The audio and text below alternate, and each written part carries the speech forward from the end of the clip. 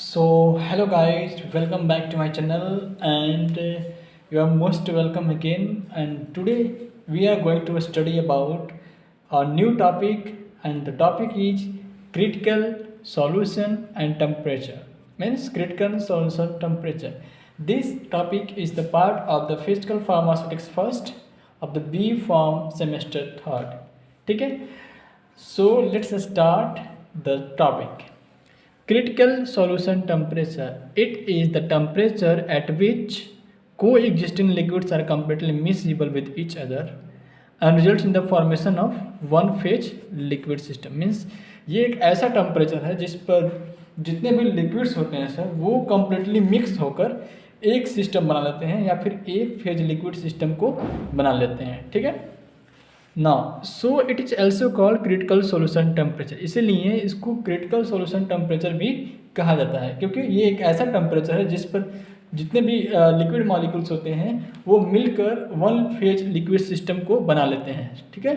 So it is called as critical solution temperature. ठीक. जो critical solution temperature होता है वो दो प्रकार का होता है. पहला होता है अपर कॉन्सोल्यूट टेम्परेचर एंड दूसरा है लोअर कॉन्सोल्यूट टेम्परेचर. ठीक. So upper consolute temperature, the temperature above which the component of two liquid phase system behave as like a single liquid phase system is called upper consolute temperature. मतलब एक ऐसा temperature जिसके above पर जो दो liquid phase system होते हैं वो क्या हो जाए मिलकर एक सिंगल लिक्विड फेज सिस्टम हो जाए उसको हम बोलते हैं अपर कॉन्सोल्यूट टेम्परेचर. एग्जाम्पल इसका जो है वो है फिनॉल वाटर सिस्टम जिसका CST जो होता है वो होता है 66.8 डिग्री सेल्सियस. ठीक है. अब इसका ये ग्राफ देखता है हम लोग. ठीक है. ये जो ग्राफ है temperature and by weight of phenol ये दोनों के बीच का ग्राफ है जिसमें ये जो x है वो पहला लिक्विड फेज सिस्टम है वह y एंड z. ठीक है. ये जो अपर वाला पार्ट्स है ये जो अपर वाली पार्ट्स है वो पहला फेज है और जो बीच वाला पार्ट्स है ये सब है दूसरा फेज है. ठीक है. दिस इज 66.8 डिग्री सेल्सियस के टेम्परेचर तक क्या होता है वो दोनों फेज ऑफ लिक्विड सिस्टम जो होते हैं मिलकर एक फेज लिक्विड सिस्टम को बना लेते हैं. ठीक है. Now we will study about the lower consolute temperature. ठीक है. Means the minimum temperature lower which the component of two liquid phase system behave as like single liquid phase system, that is called the lower consolute temperature. means ऐसा minimum temperature कम से कम में ऐसा temperature जिस पर जो दो liquid phase system होते हैं वो मिलकर सिंगल लिक्विड फेज सिस्टम बना लेते हैं उनको हम लोअर कॉन्सोल्यूट टेम्परेचर बोलते हैं. ठीक है. इसका एग्जांपल है ट्राई इथाइलामीन वाटर जिसका CST है 18.5 डिग्री सेल्सियस. ठीक. अब इसका हम लोग ग्राफ देखते हैं. So this is the graph between the temperature and the mole fraction of the triethylamine. ठीक है. ये जो नीचे वाला जो फेज है इसके नीचे वाला जो ये फेज है वो है phase 1 and this is phase 2. ठीक. So this is all about the lower consolute temperature. And now हम लोग स्टडी करेंगे what are the applications of the CST that is critical solution and temperature. ठीक. Applications of CST means application हो किसका CST that is critical solution and temperature. ठीक है.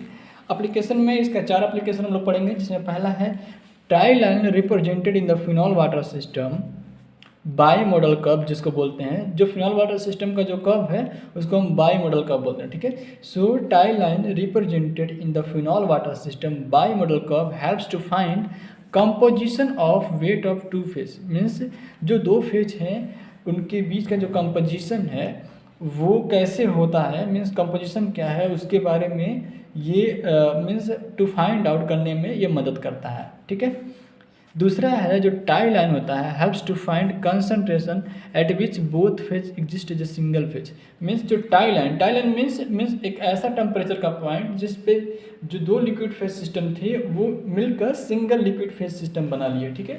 Tie line का मतलब यही हुआ कि जब जो दो लिक्विड फेज सिस्टम एक ऐसे टेम्परेचर पे मीन्स एक ऐसे पॉइंट पे एक ऐसे टाइप पे एक ऐसे लाइन पर जिस पे क्या होता है जो दो लिक्विड फेज सिस्टम है वो मिलकर एक सिंगल लिक्विड फेज सिस्टम बना लें. ठीक है. उसी को हम बोलते हैं टाई लाइन. ठीक है. So tie line helps to find the concentration at which the both phase exist as a single phase. Means tie line जो होता है वो मदद करता है ये फाइंड करने में कि कौन किस कंसंट्रेशन पे जो दो फेज थे, जो दोनों फेज लिक्विड फेज थे, वो मिलकर क्या हो गए, एक सिंगल फेज बन गए। ठीक है। तीसरा है the phase diagram can be use to test purity of phenol under substance. अब जो फेज डायग्राम होता है, जो डायग्राम बनाया जाता है, जो ग्राफ बनाया जाता है, वो हेल्प करता है ये प्योरिटी, जो फिनॉल की प्योरिटी होती है उसको फाइंड आउट करने में, एंड अदर सबस्टेंसेस की प्योरिटीज को फाइंड आउट करने में जो फेज डायग्राम होता है वो मदद करता है। ठीक है। उसके बाद आता है binary phase diagram helps to find out the composition of the partially miscible liquid. Means जो बाइनरी फेज डायग्राम होता है वो मदद करता है फाइंड आउट करने में पार्शियली मिसिबल लिक्विड। मीन्स ऐसे liquids, partially miscible liquid means एक ऐसा लिक्विड जो पूरी तरह से घुल ना सके, means that are not completely dissolve but it partially dissolves, means पूरी तरह से वो डिजॉल्व ना हो। ठीक है। So this is all about the application of the CST. So thank you for watching this video. This is all about the application of the CST, critical solution temperature. ठीक है। As I think this is very important for your exam point of view, that is for your semester exam. Thank you. Like and subscribe.